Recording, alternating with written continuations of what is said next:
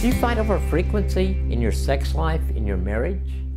So if you've been following along these last few weeks, then you know we are in a Healthy Sex 6-week series. So today we're going to talk about frequency when it comes to married sex. Getting right into it, when it comes to frequency of sex in marriage, is there a right answer? Are there wrong answers? People ask me all the time what normal is regarding frequency. And I think that's the wrong question. Don't ask what's normal in general, rather decide on what is your normal.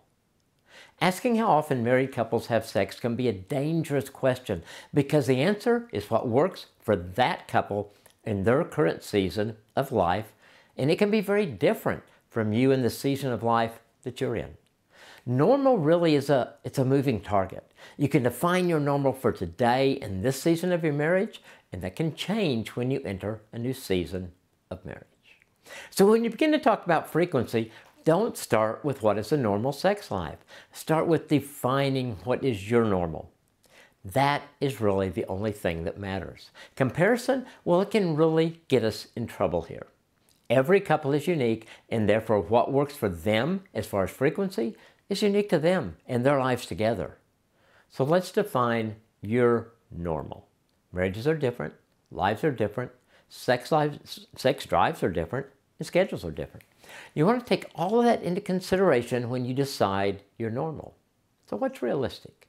If you have sex once a week, twice a week, every day, twice a month, once a month, does that work for you both? When we fight over frequency, our focus shifts. We're no longer embracing the gift of sex in marriage as God intended it.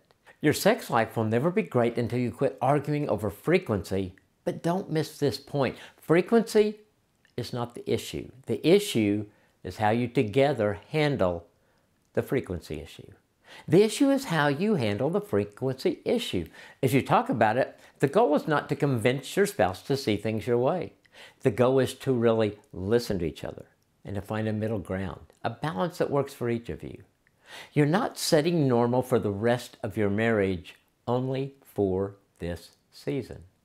So stick with this conversation until you reach a solution that it works for both of you. Be willing to compromise. And once you agree, try for a month and then talk about it again. Is it working for you? If not, what needs to change? Think about it this way. If you're not fighting over frequency, what that could do for your sex life.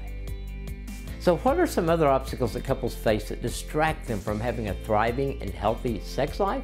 Well, subscribe to our channel so you can find out next week.